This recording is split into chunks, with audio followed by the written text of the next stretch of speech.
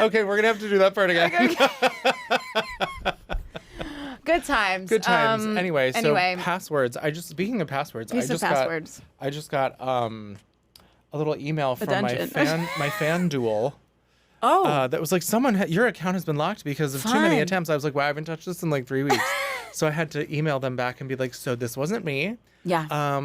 What do I do? Yeah. And they're like, don't do anything. You have 2-factor authentication. I was like, cool. That's why that's there, even though I hate it. No, because earlier when we were trying to log into the Zoom, it just kept being like, we get it, but is it you? I'm like, yeah, it's me. Okay, press this number. Press this button. Done. Now but log is it also into your you? phone. Is it you? Yes, it's me. I would like to procure the bag. I want to be a rich bitch. Penthouse store man. Money, money, money, money, money, money, money, money, rich bitch. Hey, give me that bag. Rich bitch. Yes, you're so rich. Pay me.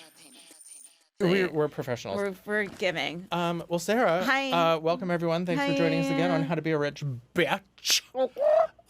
Sarah, how have you been a rich bitch? Well, I mean, I can't see myself in the monitor, but I think my hair is giving, so that's partial.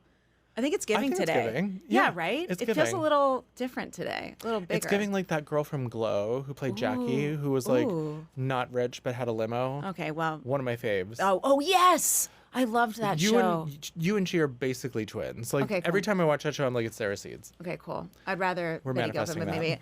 Anyway, so thank you. I like Alison Brie. Is that who that Alison Brie's done? I love her. It's not her. Okay, but just also kidding. love her. Okay, Also Betty Gilpin. Also Betty Gilpin. Yes. Anyway, how I am I could go being off on Betty Gilpin Okay, forever. how am I So being anyway, how have you been a rich bitch? Let's talk about that. Well, I wrapped the movie. Yes. That was honestly a very long day. You wrapped at like 2:30 a.m. 3. Well, okay, hold on. I don't want the crew to come for me. It was 2 whatever. It was right on the money. But I didn't get home till like 3 something. But they got me a car and I left and it was awesome. And I have to say that it's such a beautiful piece of work, and working across from Steph Dawson, she was just such a great co-star with me, and we were sisters really. By the end it felt that way. And honestly, because the takes were so very long, because it was very theatrical, it was very much like a theater piece. It's very much a character driven, 2 people at a table, incredible piece. There is by literally take 2 of my long take, I was in it. I was in it to win it. She was giving me everything. I was giving her everything, which goes to show actors, sometimes it's really important when you're on set, and it's very important, that even if the camera's not on you, give just as much. Yeah, maybe don't sob and have the snot coming down and you're giving. Pulling a Viola Davis. Yeah, literally. I think I was sobbing so much in one of my takes. I was like, oh God, I'm messy. And I didn't even care because I was in. But my point is the reason I was able to get there is because she gave it to me when she was off camera, and I did the same for her. I was in it. And I wasn't like on my phone like, yeah, and then I said what? Yeah, mm-hmm. That's so disrespectful. Have you seen that happen on set before? Yes, I've been on sets before my God. where people don't give anything when they're not on camera. Wow. Like, it's really self-serving. That's so selfish. Yes, so that goes into my rich bitch thing, is like, because everyone gave themselves to this project and it really was a collaborative effort, kind of like how me and you really truly give everything for what we do. Like, we don't just half-ass anything. That's really rich bitch behavior. And I felt that on set, that every single person, whether it was the incredible DP, whether it was the AD keeping us on track, Dev, producer extraordinaire, everybody that was involved, the director, oh, fantastic. Mac, love you. Everyone involved was just giving 100% and was not making it just about them at all. It was just so collaborative and so incredible. And I think that's really rich bitch behavior. And I think all we can do is uplift each other, and the best way to do that is give 100%. So that's kind of like my rich bitch moment. Yeah, I mean, and honestly, like, I know people are like, I guess more accustomed to like easing back when they're not on. Yeah. But really, like, what it comes down to is just like, do your job. Do your freaking job. Do your job. It doesn't matter if you're on camera. Do your job. No, Are like, you that's still part of literally it? your job. No. Yeah, and I heard this really wonderful story about Tom Cruise, actually, that when he's not on camera, he doesn't go to his trailer and have to stand and do the da-da-da-da, because some people apparently do that. I think that's really... He stays, and he's like, yeah, and is in, because he wants the best. Of course. And that's a movie star. I'm sorry. I know he's... Yeah, he's problematic. We have a lot of things in and of to say itself, about him. but as an actor, as a professional, I remember his outburst when we were coming out of lockdown and someone wasn't following COVID protocols and he just lost it on set and was like, I would too. I loved that. That was relatable content for the time. That was being professional. It was keeping people safe because he knows he's a producer as well, usually on everything. And also the movies that he makes, there's like tens of millions of dollars, hundreds of millions of dollars sometimes lawsuits, on deaths, the line. everything. Yeah. It's just like you have too much to lose to fuck off like that. Yeah. Like I could understand if it was like, you know, a free thing that you're doing that everyone's shoestringing together. Yeah. But even that to me is still not excusable because it's everyone's time and energy and fervor for the project that they're doing and you're just shitting all over it. Yeah. Like I will never understand that. Never. And when I shot the Diner pilot, which now is entering, that's also Rich Bitch. We're handing it off to FX now. Yeah. So it's the next phase and we're getting it closer to signed, sealed, delivered.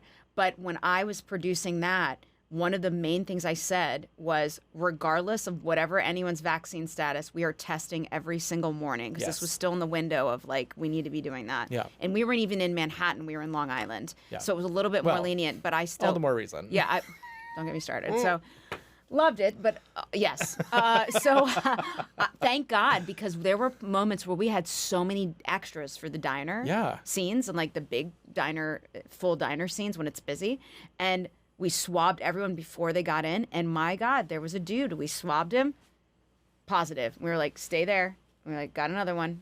Swabbed again, positive. I was like, sorry, sir, you have to go home. He would have contaminated every single person in that room. That would have shut down production. And there were some elderly folks in there. There were people with comorbidities. There were people with, I mean, I was in there. Like, everybody was in there. Like, we would have all had a problem. So I'm just saying, be a team player.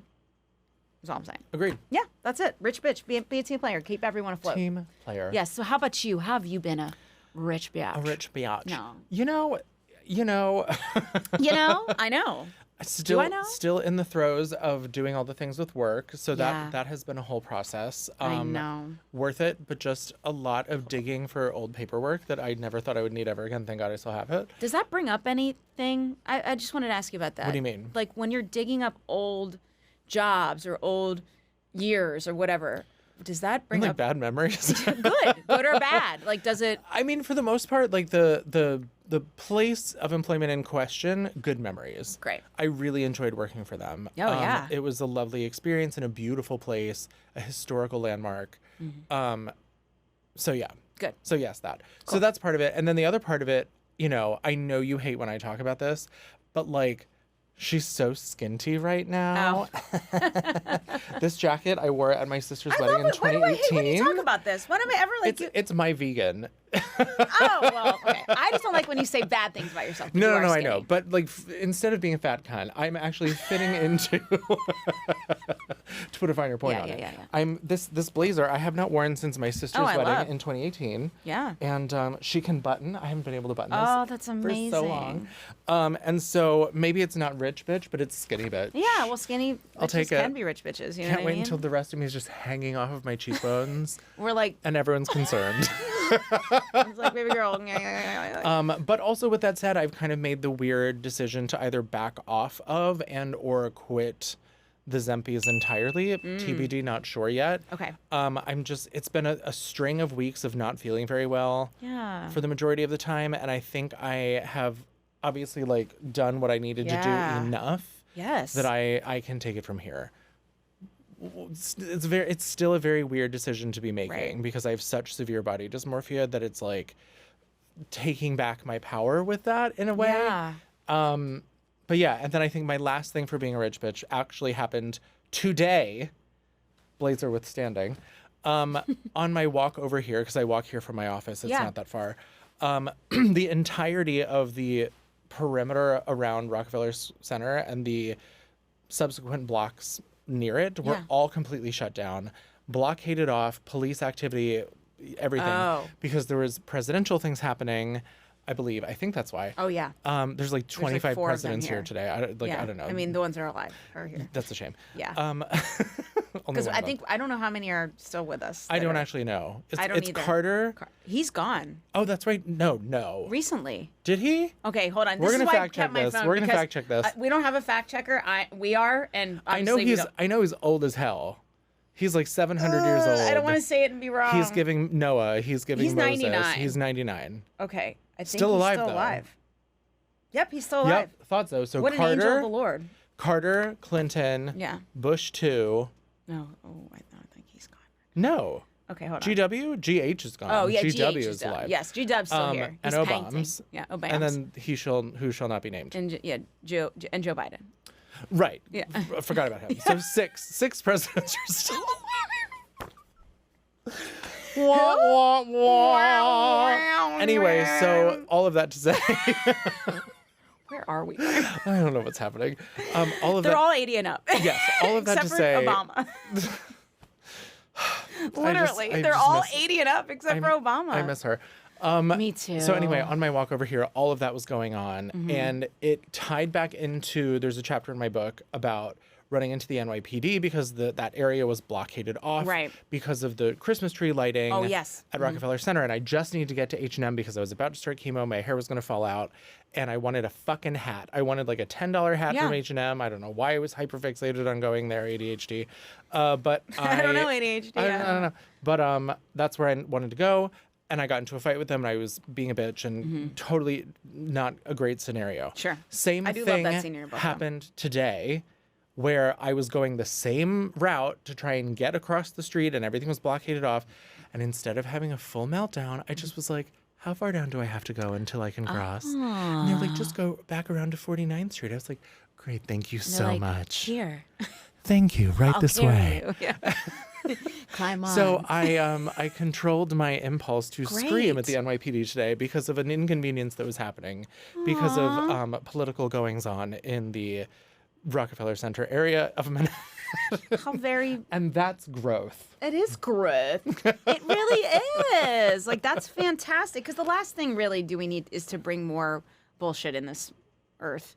And everyone's trying to get somewhere, and Right. no one's choosing for this to happen today. Like, I didn't Nobody choose for all wanted of them to this. be here today. The only reason why I knew it in the first place is because I am a psychopath and I have the Citizen app, and the Oh, I Citizen app deleted tells that. you Ooh. everything. Ooh, I had And to they were delete like it. presidential whatever activity of rocket, and I was like, oh my god! And leaving work, it didn't even occur to me.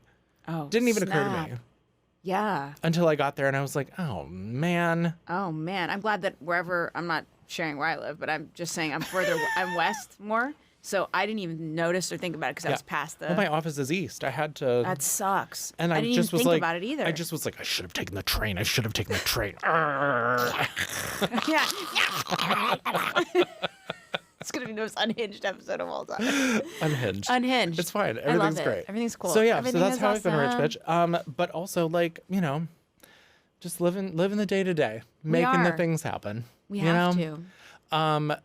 Yeah, working on the pitch deck looks great. Looks great. Obsessed. Yeah, me with too. the changes. Yeah. Obsessed. Obsessive. But yeah. Great. I think whatever you choose to do, and that's another thing a rich bitch, the thing to do is like to go back to the Ozempic of it all. The whole point of bodily autonomy is that it's your decision. So I think that's very rich bitch for you to say, I'm probably going to stop it or I won't. I don't know. Yeah. Figuring it out. Well, and also too, like I'm very transparent about things that I have done to and also for my body because I Sure. think it's important to talk about. Because that creates less shame It for everybody. creates less shame. You, like, me, everyone. Like I started the Ozempic in December. It has been a long journey of worked, figuring it though. out. It has worked. Truly worked. Like one time I was at your apartment and you It has worked. turned around and I was like, Where did she go? I was like Mariah Carey. It's like, I don't know. And you slip through the Gone. wooden, Yep. in between the wooden slats. But yeah. also, like, I'm super open about the fact that I've had 2 hair transplants Work. in the last 8 years, and I'm Transplant. planning on. I don't know. I'm planning on having a 3rd this year, and Great. definitely a 4th in the future, because I'm a big advocate of like buying the body you want. Buy the body you want. Buy her. Get her on sale. Because No, that's don't get her. that's what science is there for. Yeah. And I'm going to utilize it to be youthful and beautiful forever. And I Get a look at this co-sign. face, everybody. This is what I'm going to look like when I'm 150 years old. And this is what I'm going to look like next year. No, I was kidding. I haven't. And I'll also do that too. Like take this off, take that on. Like I'll be whatever. very It's open about fine. everything. I always I'm am. going to be Jane Fonda. Oh, work. Can't we all be? I want to be a Jane Fonda. One could only I love be that so video lucky. of her and Miss Frizzle. What's her name? I love her so much. That's all I know her growing up. Miss with. Frizzle. Oh my! What's her name? Who plays Miss Frizzle? They're on that show together. They're both. Lily Tomlin. Thank you. Wow. Thank you. Voice from God? the bag. God. God. God. God, I love Lily Tomlin. Lily. Really quick tangent. Yeah. If you have not seen Big Business, starring Bette Midler and Lily Tomlin, I've never seen it. 1986, I believe. It is one of the greatest movies of all time. It is very divisive in the sense that you either know it and have it memorized, or you've never heard of it and you have no idea what I'm talking about. That's the one. It is so good. Maybe it's going to be at Alamo. I personally think it is more quotable than Mean Girls. I can believe that. And I mean that from the depths of my soul. Wow. On Wednesdays we were pink. Wow. On Wednesdays we were pink. Except for in Africa. Except for in Big Business, Lily Tomlin says, "Have you got your brains and your balls in your briefcase?" Wow. It's just I love that. 80s zingers. It's so good. Okay. Death Becomes Her though. I have only seen that movie once. Okay. I loved it. Okay. Now a warning. Yeah, no. But, I did the scene from that for acting class. It's one of my faves. But yeah, so good. Anyway, didn't mean to interrupt, sorry. but Lily Tomlin I have no idea and Jane Fonda. what I was even going to say. Oh, there's a video Plastic of them. surgery. Yeah. But there's a video of them where Jane Fonda's like, they're being open about everything. And Jane Fonda's like, oh, wow. How many times have I been, how many times, and Lily Tomlin's like, how many times have you been arrested, Jane, for protesting? And Jane's like, oh, I don't know. I don't even know. And like, I was like, She's what a so badass amazing. thing to say. I love to even her. know that you have been arrested probably So many times you can't count. You're like, a lot. I remember seeing an interview, I think it was Graham Norton, where they talk about the first time she was arrested, which was like in the 60s. And there's this black and white photo of her looking like an absolute dish. Oh, she's been a dish. Just like in handcuffs and like her shirt's open and she's just like she's like fighting. She's like, arrest me. Yeah, I think she's an icon. And No, we need she's more amazing. of her. I love her so much, and it will be a sad day. Oh, don't. Yeah, no. Not putting that out there. No. But it will. It will be. It No, will in fact. she is everything. Yes. She is the moment. She always has been. Always has Yeah, been. I love so many iconic women standing up for allies and standing up for, like Dolly Parton has been an ally since the day she was born. Yeah. And Dolly Parton's another example of somebody who consistently, I think I've talked about it on the podcast before. I'm sure we have, because who hasn't talked about Dolly Parton on an everyday basis? But I feel like she's another example of a woman of a certain age that's always been open about everything she does, open about everyone she knows and who she supports and who she is, and she puts her money where her mouth is. So bless these ladies. I can only dream of being that iconic. And you know what? If Jane Fonda and Dolly Parton and Lily Tomlin can have work done, so can I. You and you and me and you and me and you. And all of us. And all of us. Yeah, I don't know what I would ever do. If I do something, I'll bring it up. I haven't yet, but that doesn't mean I won't. Also, I use retinol and stay out of the sun. I'm going to bathe in La Mer just like J-Lo. Oh, yes, La Mer. Not to get into the J-Lo of it all. Oh, it's fine. But it's my favorite thing on TikTok right now. She looked good. TikTok is dragging her to Why? filth. Why is everyone dragging her? Well, because she made that movie for $20 million of her own money, and it's terrible. I haven't seen it. Disclosure, Okay. have not seen it. I don't Okay. know. Do not have an opinion about on a it. scale of 1 to glitter, how terrible? I loved Glitter. I know you're the only one who's seen it that loved it. I've That's never true. seen it. Glitter came out. No on one I know. Glitter came out on 9/11. It got a bad rap.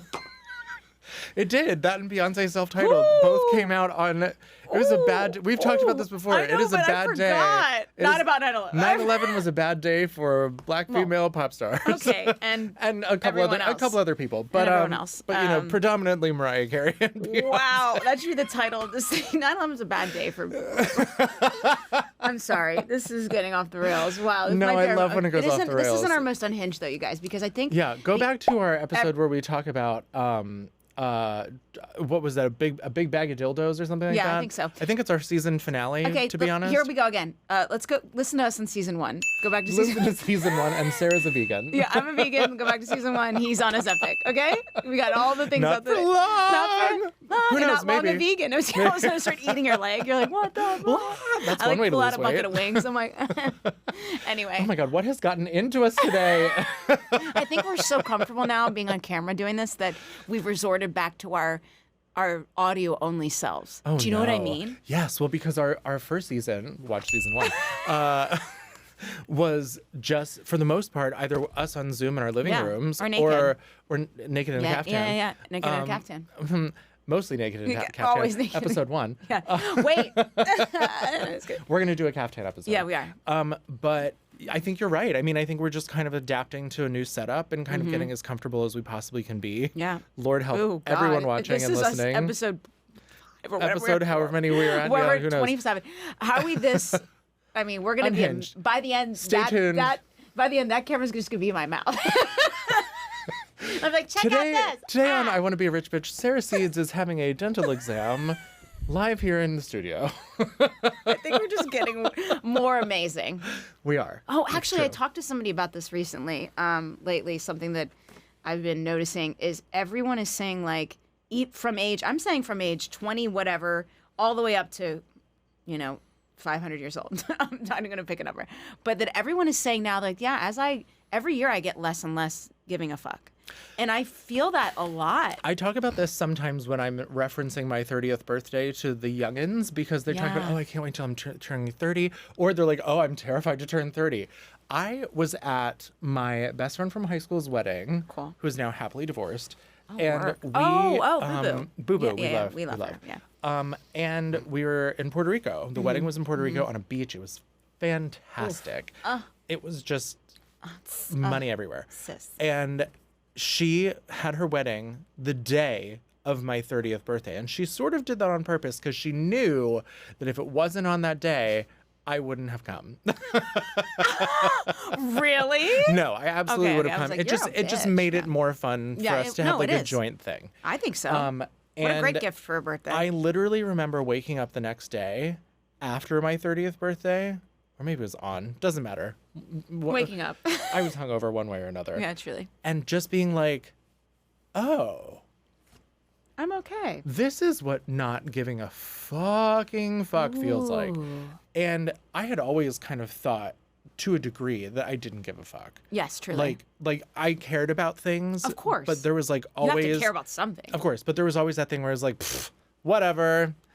And then that morning or evening or the next day, I don't remember Yeah. which, I woke up and I just remember having this thought of like, unprompted, just being like, oh, that's what it feels like. Right, right. And I'm told that happens at 40. I'm told it happens again at 50. Wow. And like you said, as time marches on, you just get more and more unraveled from caring. And I feel like I've always, and that's really great because I feel like people get afraid of numbers. Like it means something To crazy. be clear, Sarah is over 30. She has Yeah. hit her 30th birthday. Yeah. Why are we doing this? Why are we outing me? What are we doing here? Why are She we might doing... do retinol. Yeah. What? But What does that mean? I'm an actor. How dare you? But yeah, no, I think I'm that. just kidding. Sarah's 22. Yeah, and I'm 25. No, but it's true. I think that the older that any of us get, also like just more comfortable. Oh, hi, the camera's moving. More comfortable any of us get. Wow, I've never seen that. I'm really excited about the studio now. Now I'm scared again. Now I'm going to go back into. It's my first episode. Welcome to the podcast. No, but I feel like it's something that just happens. I've always been an old soul, so I've always kind of felt that anyway. But like now, it's really getting to the point where I'm like, yeah, okay, yeah, I don't care. Like you don't have to. I think it's not being afraid, is really what it is. We say it's not exactly giving a that. fuck, but it's really essentially just stop letting fear guide our 100%, decision because what making. holds you back? That's literally it. fear and not knowing what's happening. So arguably fear of the unknown, whatever. Yeah. So yeah, I mean, the less afraid you become, and I think that's also true specifically for the two of us. Not that no one else is doing this, but we constantly are challenging ourselves and Yes. doing new things and growing and moving forward. And so as we keep creating things and doing bigger things, the things that we used to do seem like they ain't shit. No, I know. And so the fear of doing it again, or the fear of making something else, Right. or doing a bigger project becomes less and less scary because we're farther away from the first thing that we made, which was terrifying. Yeah, absolutely. And so here If we it are. doesn't scare you a little bit, that means it's not challenging you. But don't let the fear be your decision maker. Let the love be your decision maker. Let the belief in yourself, let the belief in others, lean on other people. I mean, all that is just like, and again, as you grow, as you age, as you people come in and out of your life too, you realize like who to invest time into, who makes you feel, who uplifts you and who doesn't, which we've talked about on the podcast a lot too, is like surrounding yourself, rich bitch behavior, surrounding yourself with people who uplift you, challenge you, make your goals bigger, greater. And I'm not saying that's everyone's job for you, but like surround yourself with people that are also striving for all of that, you know? Because like I think we do that for each other. We do. All the time. Absolutely. We're like, yeah, cool. So what else? Let's do it. Right. How Yeah. can we make this a bigger problem for ourselves so we can continue to challenge? Yeah, you know the podcast we had going? Let's make it so it has a studio. Really hard. Yeah. But also, I think it's true for the comment about surrounding yourself with people, like the right people and Right. whatever. I have found that if you don't feel challenged, Yeah. or you don't feel like, if you feel stagnant, and you're Yes. like you're standing still and things are still coming your way, but it's just like easy roll off, whatever. I feel like that is always the perfect time to be self-aware enough to recognize that that's happening, and then be Yes. like, you know what, Bleh, it's time to like make something difficult, Yes. and like challenge Don't myself. be bored. Because I stayed in that happy, comfortable place of like, this is easy, I can do this forever, for entirely too long. And it has only been within the last couple years that I've been like, nope, time to go. And see, I've known you since 2021, and you know, I've seen how you've I don't My know. meteoric rise. Absolutely, like a star in the sky. I am made of star things. Star dust, star stuff. But anyway, speaking of stars. I'm a Virgo. Did everyone know that? She's also a vegan. Yeah, I'm a vegan Virgo virgin. We need to come up with a game. We need to come up with a game for our listeners to Yeah. count how many times we say, watch Ozempic. season 1, Ozempic, Sarah's a vegan, you're a Virgo. yeah. And maybe we'll throw in some Yeah, other we things. need to find something. Look out for the Instagram to see where those things are going to show up, because we're definitely going to do it. Yeah, maybe there'll be prizes. Maybe there's Who a knows? bingo. That Maybe we there's can a bingo. figure out. Our next guest, I'm so excited about this one. I cannot believe too. this person said yes to us. I am so Love. excited. He has a very recognizable face. You will see him Yep. if you watch anything on Amazon Prime.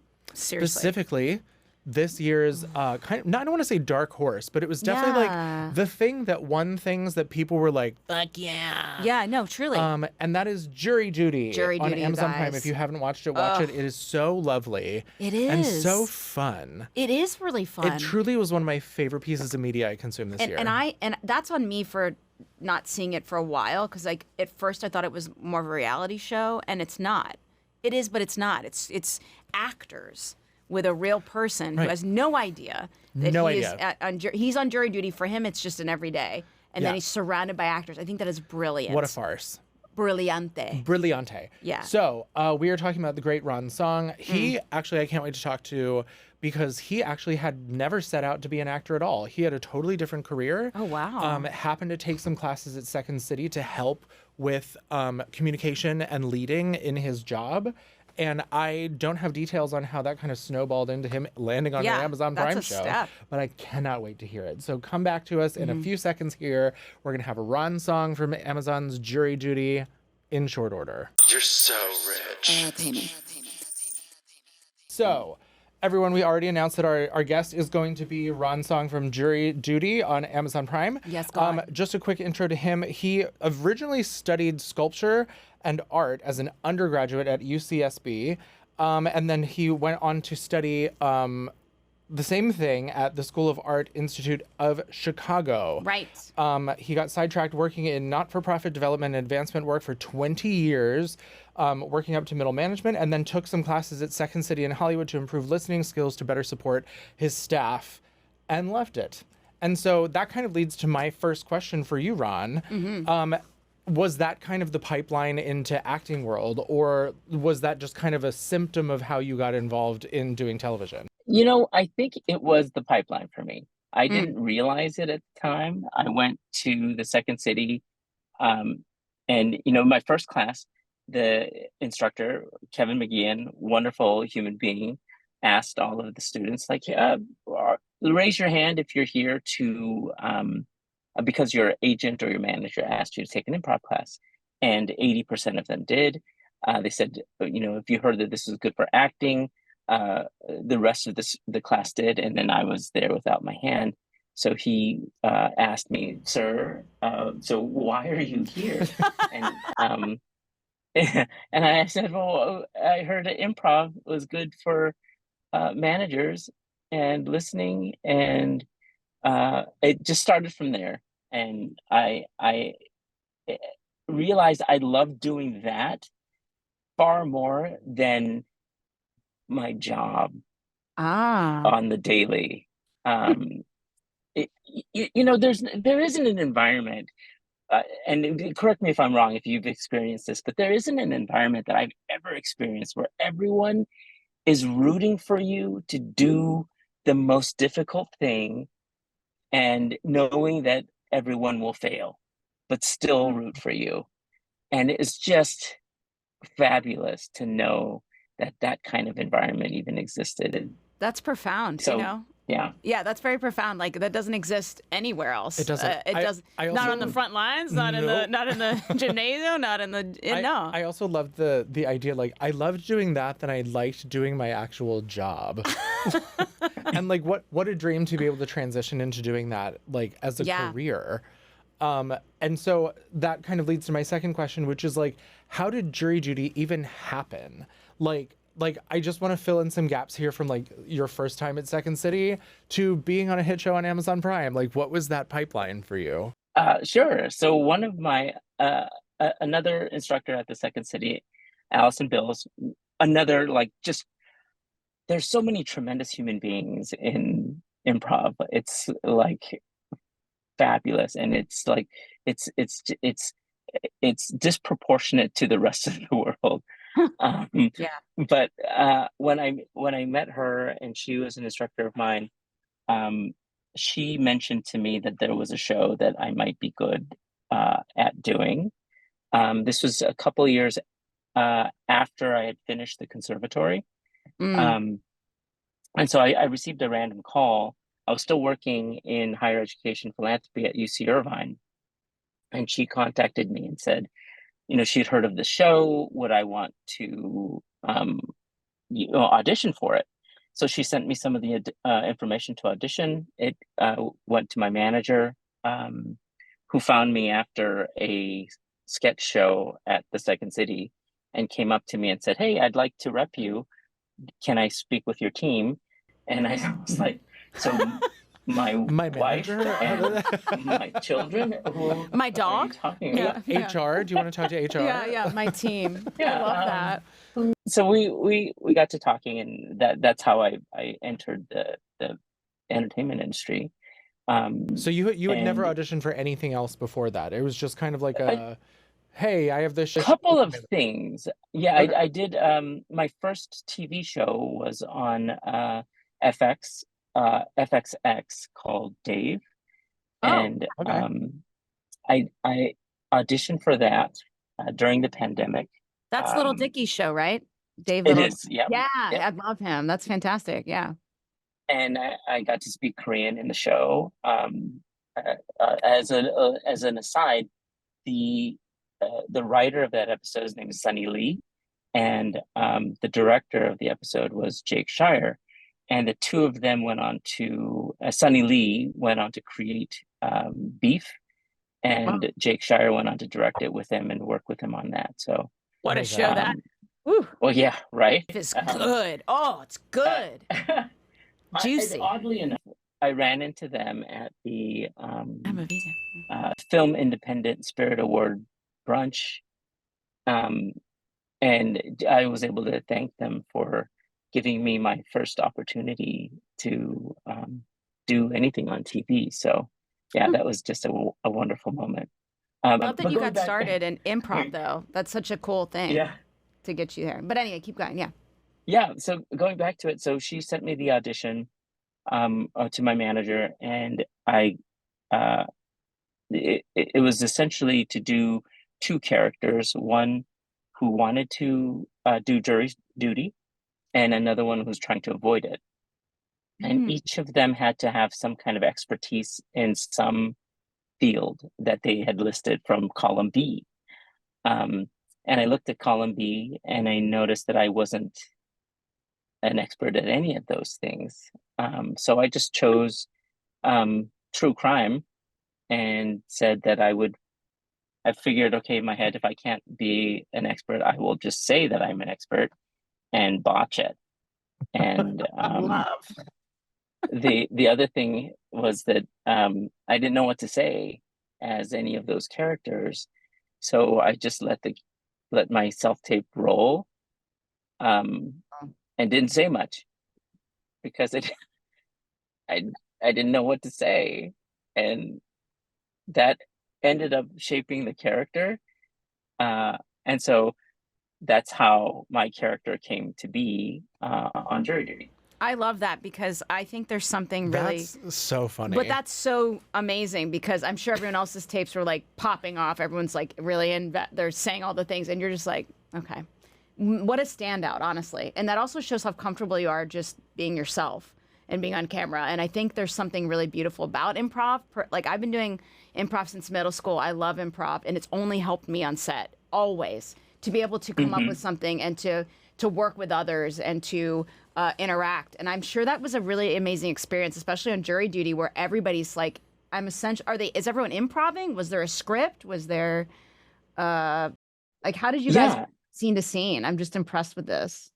So there was, it's a scripted reality show. So there were scripts, or really essentially they're called story beats, right? We wanted to take our hero on a journey. And so there were interactions with the characters, and each of those interactions were scripted where we would hope to do certain things together, right? Could we build a friendship? And then from there, can we show that this individual and another person had interest in each other, like Noah and Jeannie? Could we get Ken to lose money to Ronald, right? To our hero. And what would that reaction look like? And so originally it was scripted that the game that we would play was called Beans, because the writer of that who came up with that was talking to me and said, beans, just kong, which is beans in Korean. He's like, that just sounds funny. Like, can we do something with that? And I was like, yeah, let's do it. Like pinto beans and garbanzo, like whatever, right? Chickpeas. So many beans. Yeah, many beans. Do so many things. But we couldn't land on the actual game. So I thought about this for a little bit and said, I have this game at home. It's been in my family. My parents gave it to me. It's a 3,000-year-old Korean game called Yut.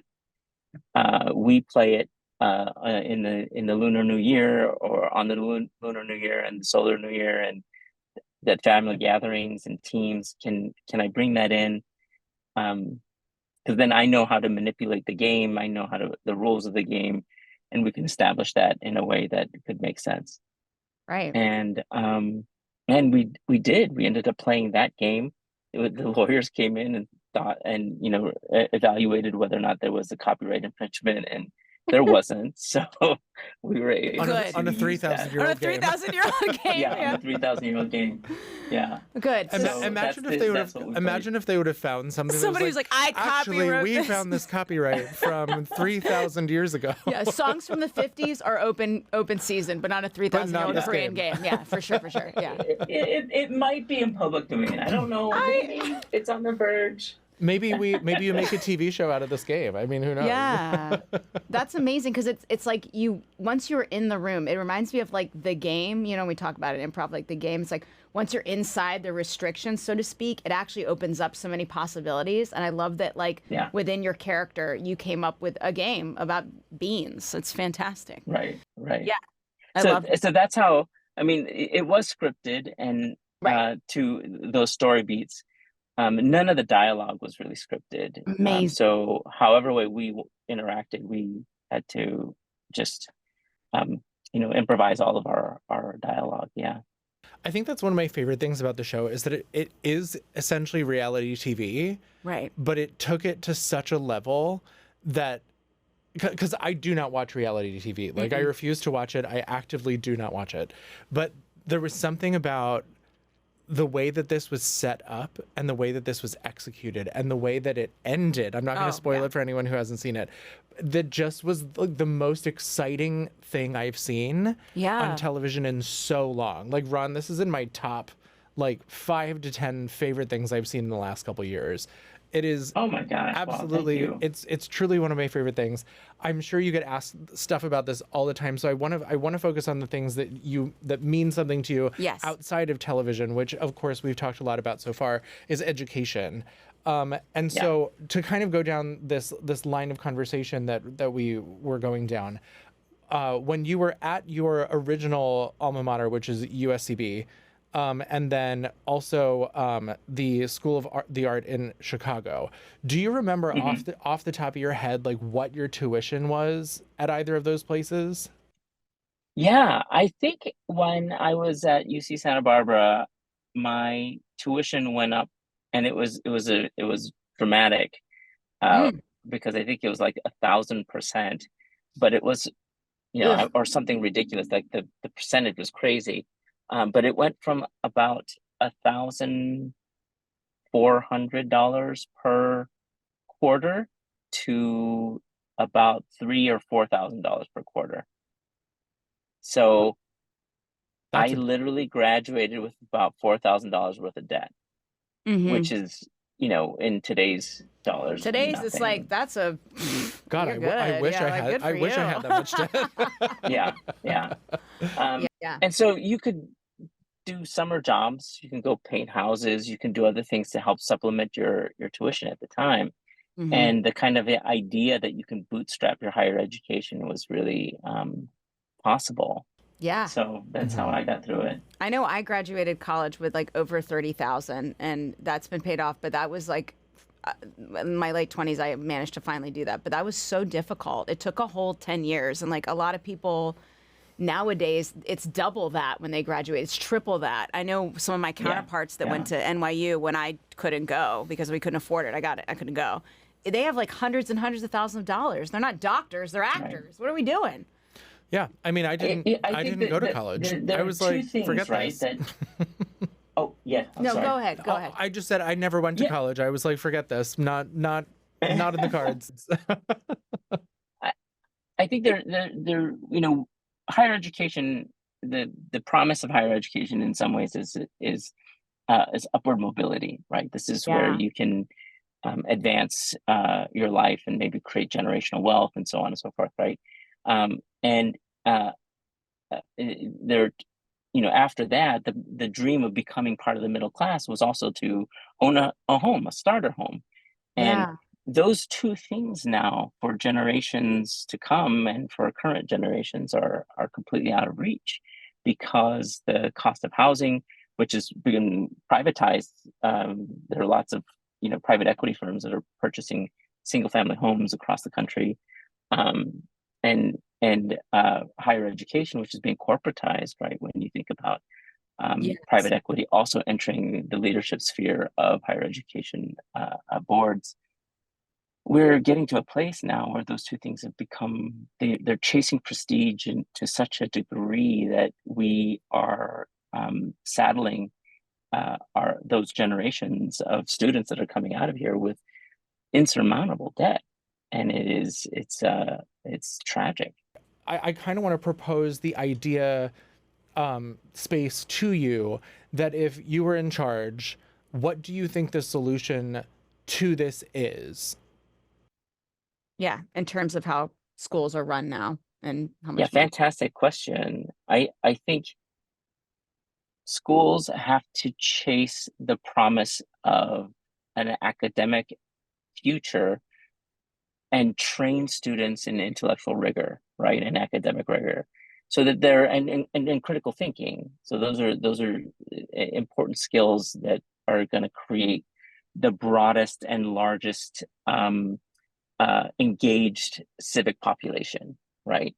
But if you think about the trail of funds that go into higher education and the never-ending sort of um, you know race to achieve prestige, that will always increase the cost of tuition dramatically, well beyond the cost of living increases that we've seen.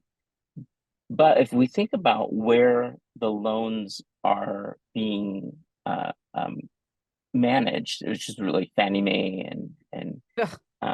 That So- big. Bitch. it's Sally really- Mae, Freddie it's Mae, Sally Fannie Mae Mac. and They're all two Freddie named Mac or- Southern woman or something. I don't know why they're all. Yeah. I don't know why that's the way it is, but And now that the federal government is in charge of maintaining those loans, and you know, if you think about the Biden administration thinking about that and taking steps to be able to sort of forgive some student loan um, uh, uh, with some policies, I think that that's a fantastic first step. But when we really think about this, it has to be a two-tier process to try to think about legislation that looks at the trying to remove on the academic side the corporatization of academics, to really go back to a place where you focus on the academics and you know, student life and all of those things that have become far more important in terms of engagement and those metrics. yeah. Yeah, can you know, how do we invest more in that, in the education, and less in the sort of the artifice that surrounds higher ed, right? That creates that prestige environment. Yeah. We don't all have to go to a country club, is what I'm saying. Educational systems shouldn't be profit centers, right? I mean, that's like the thing. It's like that's what they're doing, is they're money making, you know, when in reality it's here to educate, you know. So I totally agree. Yeah. And I think the Biden, where they're helping some folks with their loans, I think that's an awesome thing. But I also think it's putting a Band-Aid on an issue that is the schools themselves. You know, we can help these folks coming out of college, but And I also feel that there is a way for the school to profit and make money. Yes. And also have everyone be properly educated and Yes. get their money's worth of an education going to that school without being saddled with crippling amounts of debt Yeah. for the rest of their adult lives. Yeah. There has to be a way. Right. yeah. When you know, and I completely agree with you. To add on, when we think about the student loan debt crisis as being really the largest looming debt crisis ahead of us, outside of mortgages, it's the second largest debt that Americans hold. And when that's, you know, and the stipulation with student loan debt is that it doesn't, you can't declare bankruptcy and get rid of it, right? It is stuck with you. Fuck. Yeah. So the biggest challenges are prestige and understanding at a certain point when the cost of an education is right sized. And I don't know exactly how to express that other than thinking about the future of the students that we are saddling. So aside of like legislative action, what do you feel like, in your opinion, are some ways that students now, whether they are pursuing college from high school, they're halfway through their college career, they're considering going to grad school, continuing education, what are some ways that you feel students can gain some upward mobility and traction in their field, knowing that legislation is not immediate? Yeah, absolutely. I think there are three things. If you are in high school and you're thinking about colleges, I know in California, the vast majority, I think maybe it's all of the community colleges in California are free. And so to do your general education requirements in community college, if you're a self-starter, if you're someone who's not chasing prestige, but you are wanting to get rid of these large classes, because at a research institution like UC Santa Barbara or UCLA, you'll have to take these huge survey classes. There are hundreds and 800, 1,000 people in a class, right? If you don't want that, then go to a community college. Get your general education requirements out of the way. It will unburden you of 2 years of tuition. Your transfer rates and your acceptance rates of being a transfer student from a community college to a 4-year institution and then continuing your degree there are much higher than if you were coming straight out of high school also. So there's a better chance for you to get into UCLA, you know, a great 4-year university, if you do your general education requirements at a community college and transfer. and parents don't have to choose and chase prestige. Because the second aspect to that is your undergraduate degree doesn't fucking matter Hey, where you go to school. for the people in the back. Because, Yes. you know, because the idea here is a hiring manager, if they see you have the right skills and they want to hire you, they're going to hire you. And the only thing that the HR department will do is contact your university to verify that you actually went to school there and received your bachelor's degree.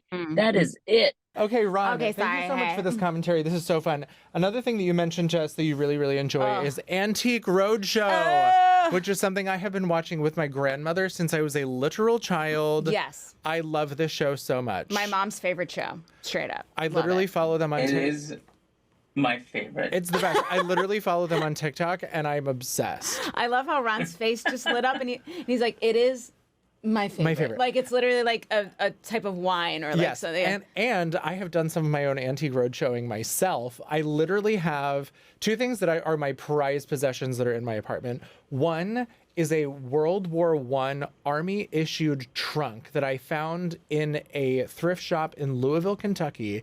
I paid $60 for it.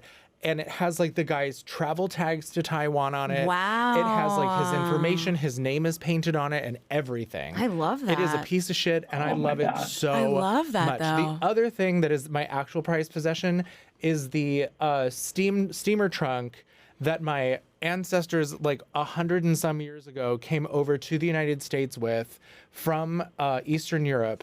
It is in my apartment. My grandmother gave it to me when I was a teenager, and It's gorgeous. It's gorgeous. It is like Straight up. embossed tin and leather. Wow. It's worth nothing, I guarantee you, but it is worth so much to me, and I love it so much. My mom has family china that's like, and teacups that are like all different types. Like there's some sets, but some of them are just like a teacup with a flower. As you drink, you see more of the flower, or like it's I like love stuff like gold that. painted, and What? I love stuff like that. With that said, Ron, Okay, anyway, we are going this to one's play. gorge, though. We love her. We Yeah. are going to play a game called Pay Your Way, and Yes. I'm going to list Pay away. 5 different items from that were featured on Antique Roadshow. So, you know, they've been on the television show, and you need to tell me if they are more, less, or equal to one semester at your alma mater. At UCSB, which currently their tuition, according to the U.S. News and World Report, Ding, ding, is ding, ding. $54,530 per year. 54,000. So, with that said, our first item here, Sarah, if you would like to take that I would one love off. to talk about our first item. Come on down. Our first item is a grotesque jug with weird faces on it that someone bought for $300 at an estate sale. How much do you think that was worth? Do you think it was worth less or more than the $54,000 tuition that your alma mater? You know, the uglier it is, I want it to be worth more. So more. Wrong. It was worth $0. It was Shame, It was a shame. ceramics class project by a high school student in the 1970s. And when the show aired in January, the artist got a call from an old friend that her high school art creation was on TV.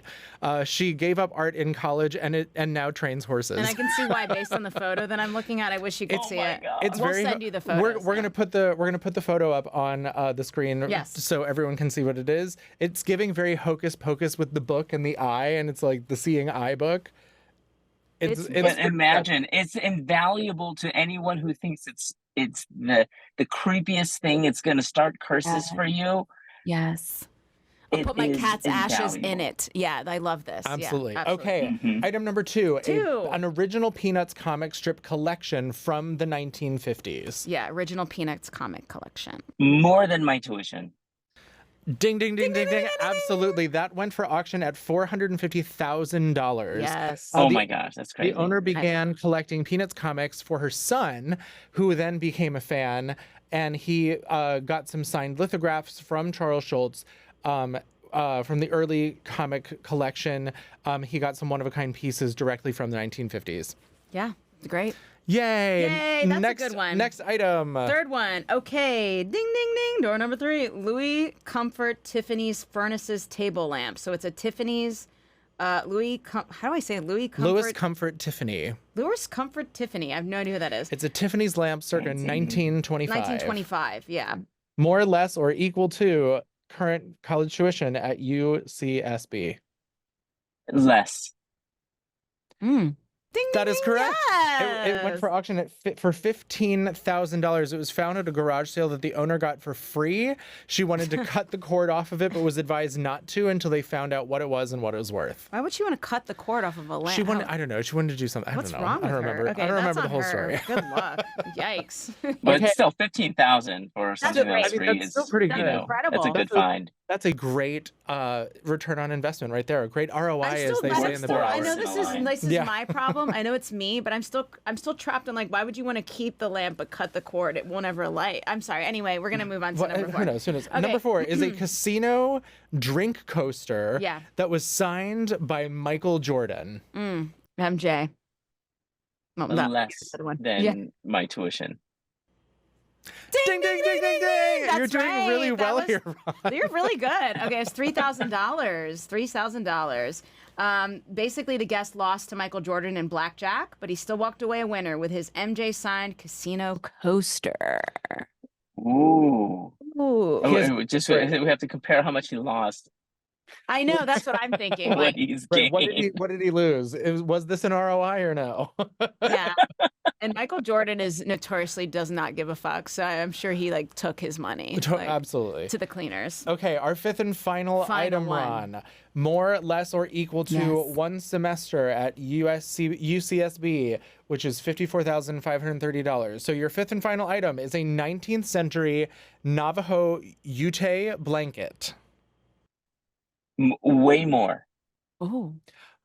Ding, ding, ding, ding, ding, ding. He's literally almost got a clean sweep. Oh my God, other than the Ron, first you one. should go on a game show. This Yeah, is wait, you're what? doing really well here. You should be on television. Wow.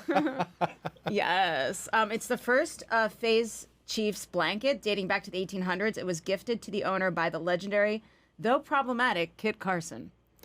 $500,000 $500,000, $500,000 for that. for that a blanket. May or may not have smallpox. Okay. May or may not have smallpox. Anyway, this has been a round of Pay Your Way with Ron Song Pay on I Want to Be a Your- Rich Bitch. Wait, let's come up with a song really quick. Pay your way. Put the money on the table. Yeah. Oh, amazing. Okay, Ron, wow, this has been Ron. so much fun. Thank you so much You're for an joining angel. us.